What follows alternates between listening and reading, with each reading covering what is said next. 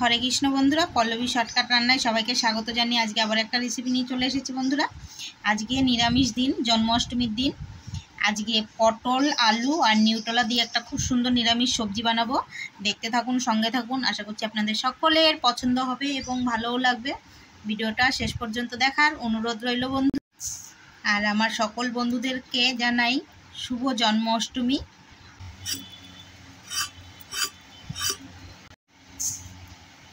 পটলগুলোকে এভাবে কেটে নেব।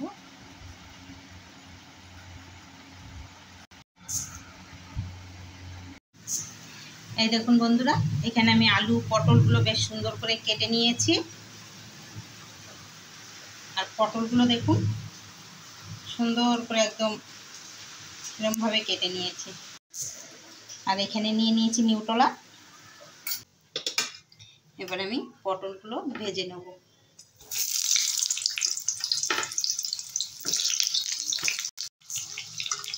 আমি এখানে গ্যাসের ফ্লেমটা একদম কমিয়ে রাখবো, হালকা আছে পটলগুলোকে ভাজবো। দেখুন 2 মিনিটের মতো গ্যাসের ফ্লেমটা কমিয়ে দিয়ে ভাজলাম। দেখুন লাল লাল করে ভাজা হয়ে গেছে। এবারে তুলে দেব।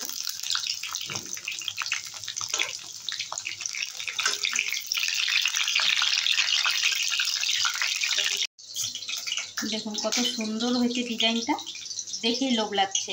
আপনারা চাইলে এরকম করে নুন হলুদ মেখেও ভেজে খেতে পারেন। এবারে পটল ভাজা তেলে সেদ্ধ করা আলুটাও ভেজে নেব। দেখুন আলুগুলো খুব বেশি লাল লাল করে ভাজলাম না, এবারে তুলে নেব। এবারে নিউট্রেলা ভাজার জন্য আমি এখানে নুন আর একটু হলুদ দিয়ে ভালো করে মেখে নেব। এবারে যা তেল আছে আমি নিউট্রেলাটা ভেজে নেব।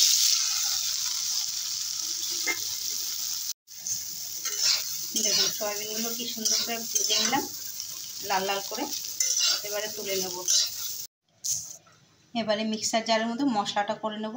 দিয়েছি 5টা কাঁচা লঙ্কা, ছোট একটা টমেটো আর 1 ইঞ্চির মতো আদা।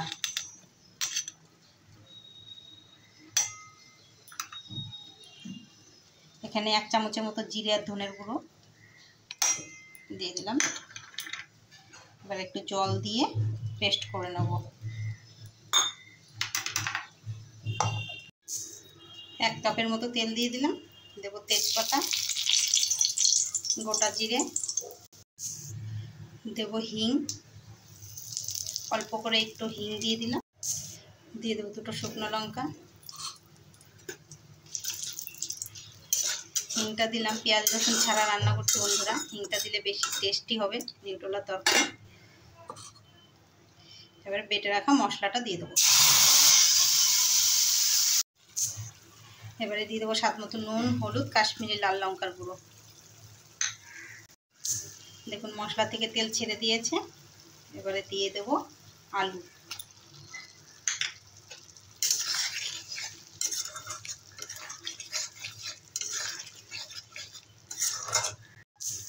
আর দেবো নিউট্রেলা।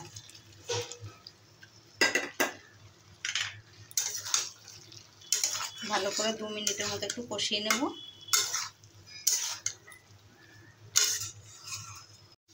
তরকারি কষানো হয়ে গেছে, দিয়ে দেবো ঝোল। আমি এখানে গরম জল দিয়ে দিচ্ছি, যেহেতু আমার আলুগুলো সেদ্ধ করা রয়েছে।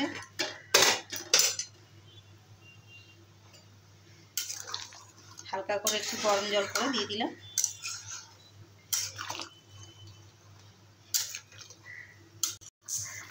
তরকারিটা ফুটে গেছে, দিয়ে দেবো পটল ভাজাগুলো।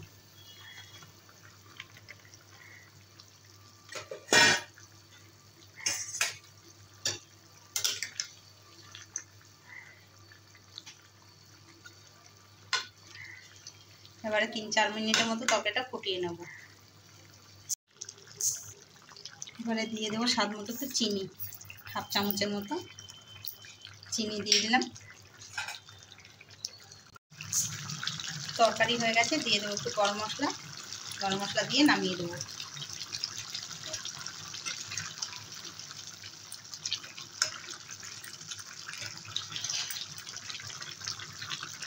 এবারে এই দেখুন বন্ধুরা, পটল আলু সয়াবিন দিয়ে তরকারি কি সুন্দর একটা রেসিপি। নিরামিষ দিনে এত সুন্দর একটা রেসিপি থাকলে সঙ্গে আর কিছু লাগবে না খেতে। এই রেসিপিটা দিয়ে ভাত, রুটি, পরোটা, ফ্রাইড রাইস, পোলাও, যে যেটা দিয়ে খাবেন সেটা দিয়েই খাওয়া যাবে বন্ধুরা। একদম এত সুন্দর আর এত টেস্টি খেতে, না খেলে বোঝা যাবে না, খেতে হবে। আর দেখুন পটলটা কি সুন্দর একটা পাতা শেপ চলে এসেছে, কত সুন্দর লাগছে দেখতে। এই তরকারিটা দেখলেই খিদেটা মনে হচ্ছে ডবল করে বেড়ে যাচ্ছে, এতটা সুন্দর আর এতটা লোভনীয় হয়েছে। দেখুন এত সুন্দর নিরামিষ তরকারি থাকলে মাছ মাংস কিছু লাগে? কিছুই লাগবে না খেতে।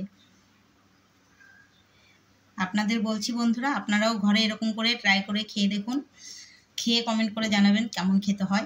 দারুণ দুর্দান্ত খেতে। খাবার রেডি হয়ে গেছে বন্ধুরা। রয়েছে রুটি, তরকারি, আর রয়েছে সুজির হালুয়া। সকালবেলায় আমি সুজির হালুয়া বানিয়েছিলাম, আর সঙ্গে এত সুন্দর একটা রেসিপি। তাহলে আর বন্ধুরা দেরি কিসে, পাঠিয়ে দিলাম, খেয়ে নিন।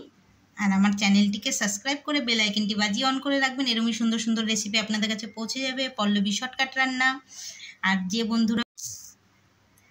যে বন্ধুরা ফেসবুক থেকে দেখছেন, ফেসবুকের পেজের নাম নিহারয়।